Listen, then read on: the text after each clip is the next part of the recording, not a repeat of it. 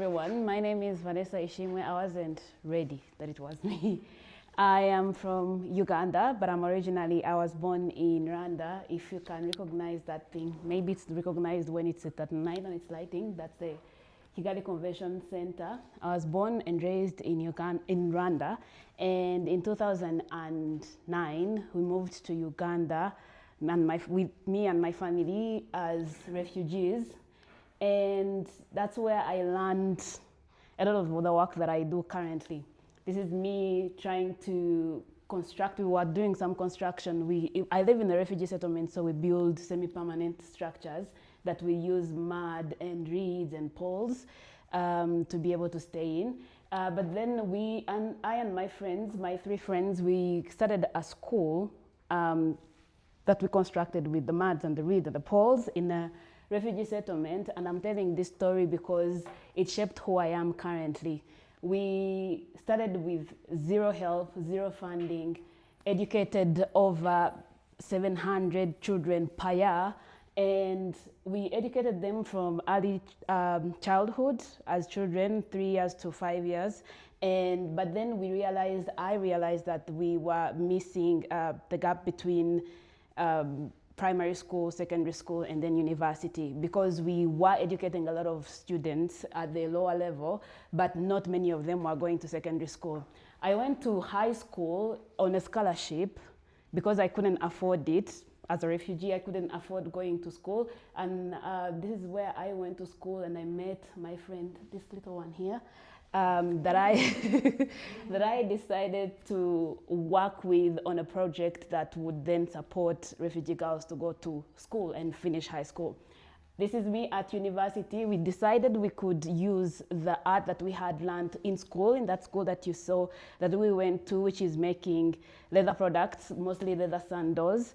And we started selling sandals and teaching women how to make leather sandals and selling them and making sure that they're earning a living, but also in the process making sure that the money that we had made out of the products that we were selling could send girls to school.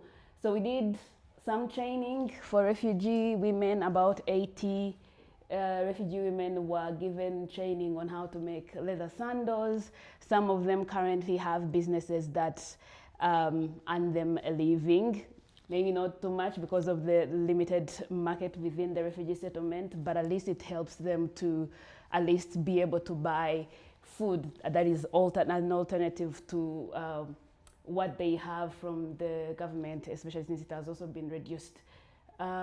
This is my friend. This is our very first little room, working space that we got in the refugee settlement, where we could, it was just, you can't see me, but I was about here and taking her photo, and we said to ourselves that we're taking this photo and kind of documenting our journey for when we ever have like a big, huge factory that employs a bunch of refugee women.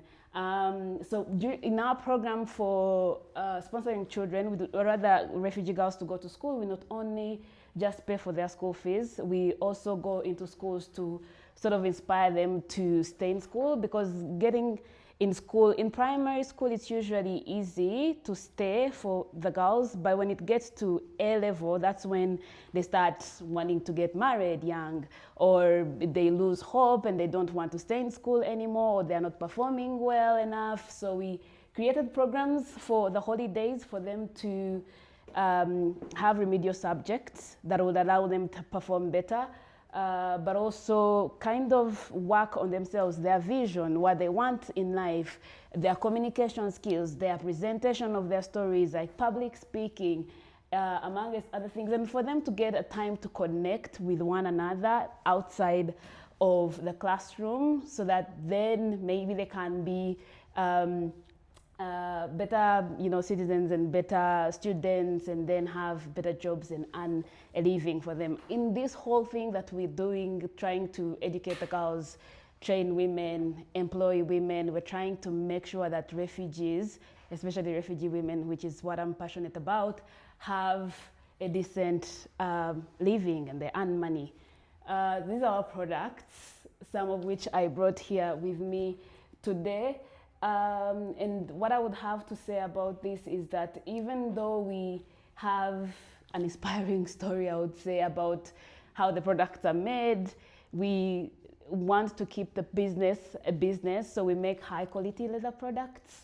You will see for yourselves when you're coming out. And these are the women who make the leather products on a daily basis. They wake up every day to put their soul and spirit in making sure that the products that we send out can actually not only raise funds for the refugee girls that we are sending to school or pay them, but also that they can, you know, tell the story of how refugees have the ability, the artistic, the art within their minds and their ability to kind of make high quality things.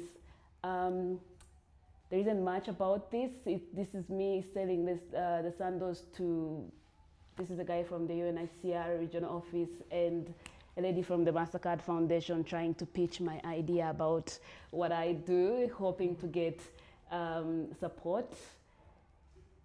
Go away.